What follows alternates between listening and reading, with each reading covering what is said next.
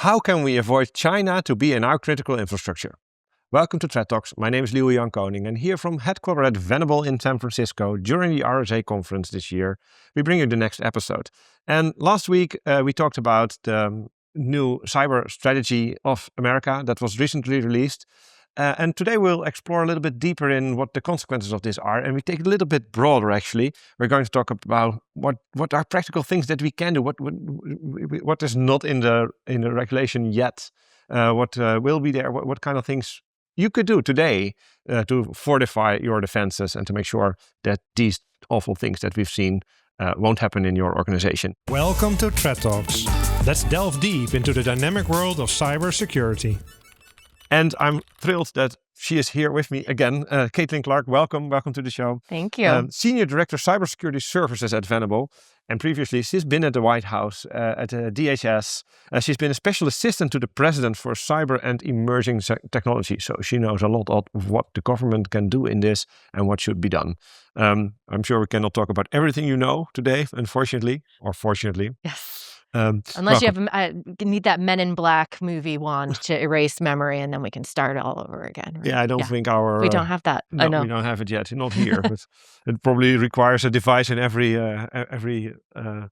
podcast listener's device as well. Yeah, we'll see. We'll talk about that when it emerges. Yes. Talking about emerging technology. Yes. Does it emerge already? I don't know. Or you can't say? I can't say. No, I was just joking. No. Last time we talked about the new cyber strategy, and a lot is still unclear, of course, and we expect that to become more concrete in next coming month. But especially given your experience, we can already say a lot about the things that we can do. And maybe let's start with. I know it's not directly related to the strategy, but we have seen in the past couple of years, Volt Typhoon, Salt Typhoon as examples of what is possible when, for example, China tries to gather intelligence, attack critical infrastructure specifically. It could be many different things. I'm sure it's crossed the president's mind when he wrote the new strategy. I mean, that's very logical. I think that's the context in which the strategy was being developed. We've had multiple years of campaigns in the U.S. of nation-state adversaries targeting critical infrastructure for different purposes. You mentioned Salt and Volt Typhoon. I think we talked Volt Typhoon last year when we were here, and that was intrusions for the purpose of disruption. Then you have Salt Typhoon, which was a massive espionage campaign. But I think that is the context around which the vision of the national cyber strategy was written. And I think it's also the context in which CISOs need to be thinking about how they operate their businesses today. Mm-hmm. Yeah. So, and we talked a little bit about this. A big part of it is this supply chain thing, and agreed. We need to see how it pans out. Is it about countries, companies, or that are blacklisted somehow? So you can put them in a critical infrastructure. That could be it. But regardless of this, I mean, you mentioned last time you need to figure out what your supply chain is and where they are from. Huh? Could you? How are customers coping with this? Where do you start in this? If you're completely new to this. If you're completely new, so I think a couple of things here. One, I think we need to think about supply chain more than just the physical devices, right? Because when we talk about adversary technology, there's a lot of pieces to that puzzle.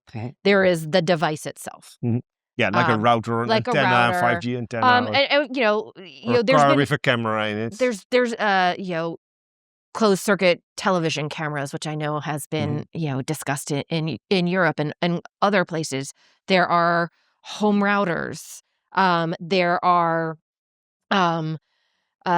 everything from large cranes and ports to scanning machines. I mean, there is technology in every part of our lives every single day. And I guarantee you most people don't ask the question about where's this from? Well, I think some people do, but I think a vast majority of people look for what is cost effective and maybe don't think about downstream costs. And that is something that we've seen in products in critical infrastructure, especially those that are maybe PRC manufactured.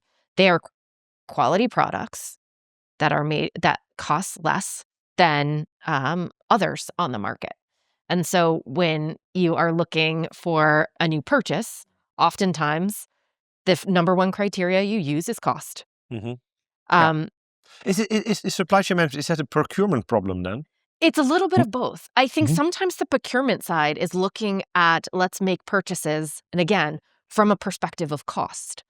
Whereas the security side is thinking about let's make decisions based off of how secure it is and what does that life cycle look like. Mhm. I mean, the initial cost up front is not the only cost. Mhm. It's maintaining. But it's so much clearer. It's so hard to guess what the cost will be. The total cost is over the lifetime of your investment. It is really hard, but I'm So, look so at the if I'm a CISO and I know, okay, I have doubt about this product. I know it's 40% cheaper. What do I do then?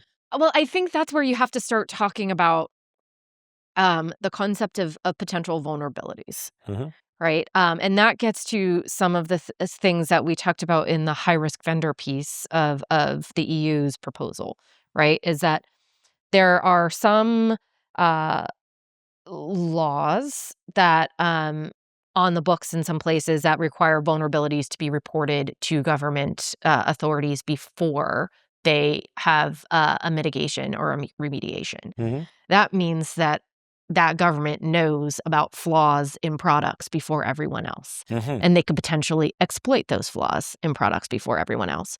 Now, if I'm a CISO, I can't really do anything about that, right? No. I can't do anything until I get a CVE, until somebody tells me this is a exploitable vulnerability and here's the patch. Mhm. But now I'm behind, Are you right? saying this because, say, let's say it's a Chinese manufacturer and they have this vulnerability and it's disclosed to China, so now China knows a way to get into your country? Is that it? I think Or that's the the other way concern. around? That if you, okay, I that's think a that's the concern. concern. Okay. Is that vulnerabilities are known by a government Mhm. before industry knows about a vulnerability, Yeah. before industry can take action to mitigate the vulnerability. And how does the challenge is how does a CISO convey that potential risk to the folks making the financial decisions? Mhm. Because that potential risk of leaving, having a product from a company that must fall under that jurisdiction of that law on your network could potentially leave you vulnerable. And that has downstream costs of either patching or replacing. Mhm. So maybe you pay 40% less now, but you're going to pay a lot more in Mhm. 5 to 10 years. Yeah. Well, with the new strategy, the economics change a little bit because you can now expect that you have to rip and replace if you're unlucky. An investment that you've not yet written off, right? So if you're 2 years in your 5-year renewal term or so, yeah, it's really costly if you have to do it at that moment already. So you'd better already It's today. better to factor that in today. Yeah. But we've also seen a challenge with rip and replace. Mhm. Is that there's been laws on the books to rip and replace Huawei and other Chinese manufacturers out of mobile telecom in the United Mhm. States, and it's taken us years to get there Yeah. because the costs are so high. Yeah. Once a technology is embedded in your network, having to remove that Yeah. and having to make sure that we talked last year about sometimes there's a priority for maintaining operations over security. Mhm.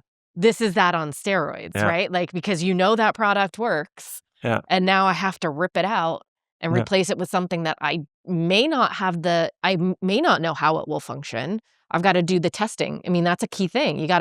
If you need to replace something, you need to start testing, identifying what potential replacements are. Do some sandbox testing to make sure that your operations won't have any impact for downtime. Because that's the biggest thing, right? You need to Would this maintain your be operations. really your primary advice to anyone to do this? Because it's such a long term when you reap the benefits of the choosing the right vendors. I think we need to get some of the procurement folks and the security folks together, Mhm. and making So sure that CISO everybody. and CFO. Yeah, talk. I think they need, Please. and not just with the oh no, we've had a security incident. Yeah, exactly. That's too long. Like this It's late. needs to be Yeah. an upfront. risk management decision they need to start going through. And we talked a little bit about understanding the supply chain. I mean, like fully mapping your supply chain. Does that also mean the supplier of your supplier? I think it does. How do you do this? Because that means that you impose like a requirement if you are purchasing that your supplier gives you insight in his supplier. Well, I think that's part of the third-party programs for a lot of folks right now, is that they ask questions about who are your critical supplier, that fourth-party relationship, that nth-party relationship. I think there's still some question about how far down you need to go. I would say to the end. I mean, otherwise you could put shell companies in between all you like. And that's the other part is I don't think necessarily everybody knows all the time the provenance of some of their suppliers. Because or don't want to disclose it. Or yes. It may be a competitive advantage. Exactly. And so I think another thing, so we talked about getting the CFO and the CISO aligned so that they can start looking at what this cost will be. We need third-party risk management programs really need to make sure that if they are sending out questionnaires to their vendors as part of their third-party risk management programs, that they are asking questions around provenance of the technology used to support your services, so that they know that. Because, if I'm a critical infrastructure owner and operator and I have to remove adversary tech from my network, my supplier, maybe it's a service company or somebody else and they're not considered critical infrastructure and they have quote unquote adversary tech on there. Do I need to make sure that they remove it? Like, what is it? Like, I think just starting to ask those questions so you can map where those dependencies are and determine whether or not there is optionality. Because what I think we might find is in some places, there's just not a good alternative. Yeah. And this is not a CISO problem, but I think this is a U.S. government problem about creating a marketplace for alternatives to grow when there are not what I refer to as trusted vendors in a market. Is that because of international price dynamics that the certain industries are only to be found in a country that, in hindsight, we don't really like to be in our infrastructure? I think sometimes we don't see the market penetration until it's already occurred because nobody's fully tracking that. But I think what we need to think about is like, what are the emerging technologies that are going to drive economies globally, understand the tech that underpins that, and then do that same supply chain market, like mapping. And maybe, if I were queen for a day, I would be starting to invest in building trusted vendors in those places where we know that's where the economy is going to be moving. That's where technology is going to be moving so that we have a trusted supply chain. And we're not doing, we know that this is where people are going to invest in, I don't know, I'm just going to say like biotechnology, right? Like that's clearly going to drive a lot of investment and economies over the next 10, 15, 20, like 50 years, right? Where are there risks in particular devices and different parts of the supply chain that we need to start thinking now about developing and investing in a trusted alternative, so that when that time comes and you no longer can use that, there's something an alternative. There's an alternative with enough capacity to produce. Yeah, but and what about? So that's all up front. So I get that. So you select your vendors. You make sure that your vendors are okay. But you do this on at procurement time, right? At the start of the deal, and you may have equipment for 5, 10, maybe longer. But the world is changing all the time. So how do you solve this? I mean, an exit strategy from a vendor, for example, is that an important thing, or do you recommend investing in shorter contracts or so? Because it sounds a bit odd to me that you make a decision on when you first buy, let's say, your telco, and you want to have the 5G modems or the 6G modems coming in. Yeah, it's a photo, not a movie, right? That you're looking at. It's a snapshot in time. Yeah, and I think that's what everybody needs to realize is this is not a one and done situation. Like, I think that this needs to be. But you signed a contract, multi-year contract, and then 2 years later, one of your suppliers' supplier is bought by some other company that is on some list. But I think that's exactly why you mentioned an exit strategy. I think there needs to be strategies developed up front about if this were to be something, and it really needs to be about criticality and proportionality, right? Like critical pieces of your network is where you should focus your energy. Like there's a lot out there. I would focus on what technology is driving, what is at the heart of my business, and focus there. And focus on the components. And those where the execution of the exit strategy is most costly. It is most costly, and it's also where you need to do your business resilience work with your business continuity folks, so that you can practice if I need to make this switch, can we do it? And I think for a lot of folks, that's a question that they haven't really asked or answered. There's a lot of, if this goes down, can we maintain continuity? I don't know how much, I don't even know if I've ever, even in my many times about if I had to replace this right now, can I continue operations? Yeah. Make a plan for those situations, like you make a plan if there is an earthquake or so, like or a pandemic for that matter. But when we talk about business continuity, I think it needs to be more than like there's a disruption to the, we've talked about supply chain disruptions during COVID a lot. And that was delays in products getting here. What if there is no alternative supply chain that you are permitted to use? Like, what's your plan? You have to have a backup plan all the time at least for the, like you mentioned, the critical ones. Yes. Let's explore a couple of other things. We talked about, indeed, you started this equipment, but it's not only equipment. We never finished that part. So it's not only it's equipment. Also what else? It's the hardware, it's the software, it's the people, it's the research and development. The software. Let's explore the software. So you have hardware, and there's, let's say, a car. It's quite a lot of software in cars right now, but if there's a vendor that pushes an update, that completely changes the landscape. And that's where I think we have to rethink how we document some of our security compliances in the new world, right? Like if I give you a software bill of materials for my product right now, that's not the same software bill of materials probably in 3-4 months, and yet. But even within the software bill of materials, we've had several examples where in your software bill of materials there is some kind of library that may be open source, for example, and then the ownership or the maintainer of this piece of software was transferred to someone else, a very clever person, very helpful. Okay, you do it, and then very enthusiastic around coding. Yes, it's probably some kind of building in Shanghai, I imagine, with 50 people that control this one account. And we've seen people put a public key in SSH, for example. So one key in the world could log onto every system, and that was discovered by Microsoft just in time, right? We're also talking about those kind of sophisticated things, and that's really hard to factor in. It is really hard to factor in, and I think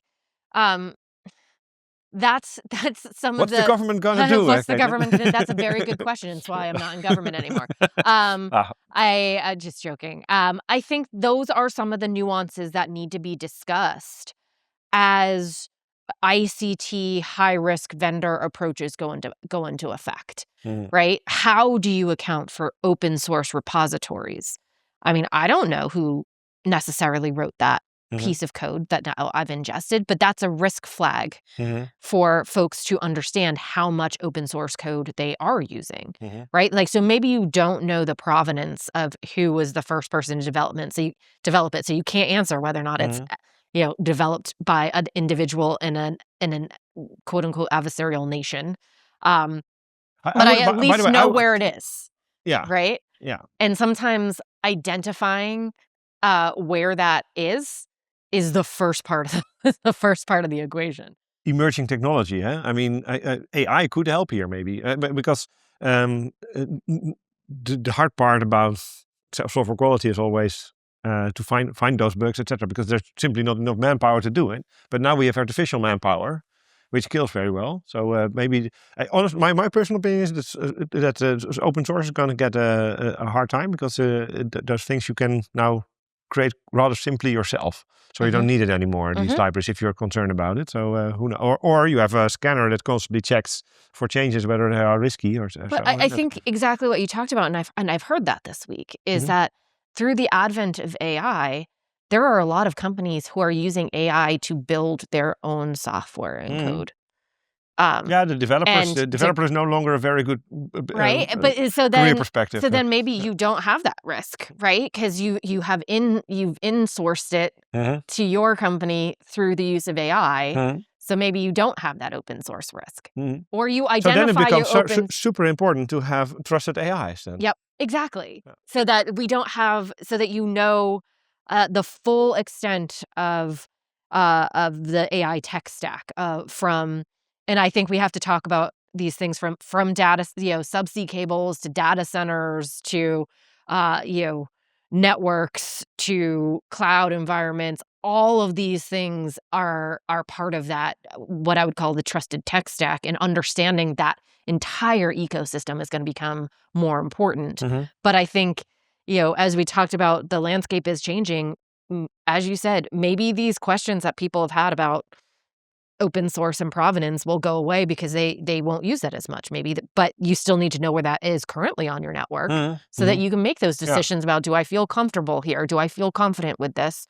If not, then maybe I write it myself using AI. I don't know.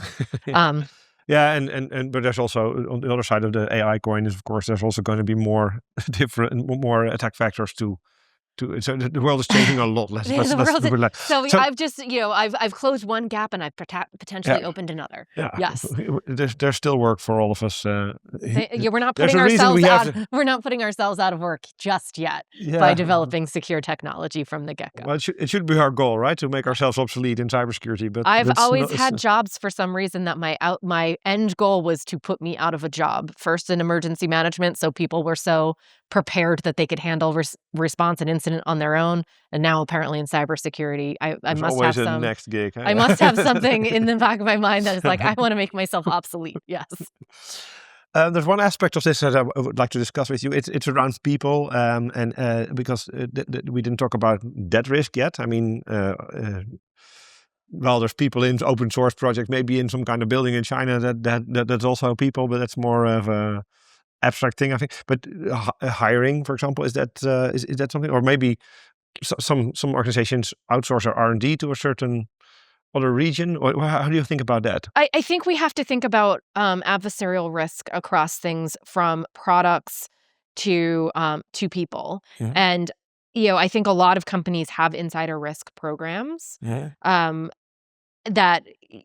develop for themselves risk flags for what they might look like. I want to be very clear. I'm not sitting here saying that you develop a risk flag based off a person's country of origin. But I think that there are behaviors or, risk thresholds that companies can set and flag against. That if certain, you see certain documents being moved around on the network, that should be a risk flag, right? Like that there are certain things here. I'm not I'm going to double down on that. I'm not encouraging anybody to profile somebody based off of their country of origin. But on behavior. But on behavior. Yeah. And I think that's how most insider risk programs are organized now. And I think that if that's how you're organized now, then you're going to be well positioned for any potential regulatory requirements to remove adversary tech. And although it says adversary tech, I think we still need to think about the full spectrum of what I would call economic security, which goes beyond just the technology piece. It also talks about the people and the research. Economic security? Yeah. So securing the economics of your company and things.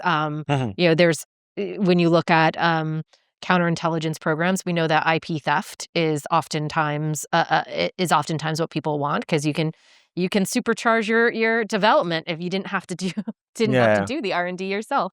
So I think IP theft is still something we need to think about in this environment as we're moving so quickly with new technologies, and that's where that kind of like people insider risk comes factored in. Understood.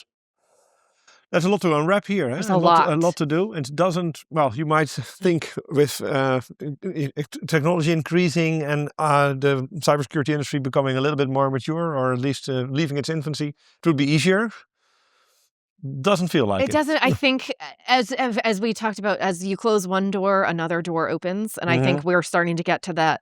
There's so much complexity in the market that there's now a complexity risk.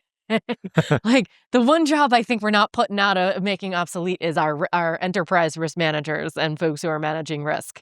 I think they're going to have a very busy role for the next 5 to 10. Yeah, but forever. as soon as we can, if we can quantify risk somehow, that is actually in most organizations very well understood. It is very well understood. So to align with those processes probably is something that to always keep in the back of your mind. Yes. To become more successful. And like I said last year, let's make sure that security is not on the last check of the risk. Let's put them up front. That's why we said that the CISOs and the procurement managers should talk tomorrow. Yes, exactly. Be best friends, please. Yes. Yes. Well, thank you so much. Thank you. I don't think we can hold any more for today, any more new ideas and things to think about, because otherwise we won't sleep tonight. But I still want to thank you very much for your insights and vision on these matters. And let's continue making the world a little bit more secure day by day. And thank you for your participation in this. Great. Thank you. And thank you for being on this show. Appreciate it. And to our viewers, thank you very much for tuning in today. If you liked this today, reward us with a like. You can also press the subscribe button, so next week's episode will also be in your inbox, so you have more of this great content at your disposal. And for now, I thank you for watching, for tuning in. Hope to see you next time. Bye-bye. Thank you for listening to Threat Talks, a podcast by ON2IT Cybersecurity and M6. Did you like what you heard? Do you want to learn more? Follow Threat Talks to stay up to date on the topic of cybersecurity.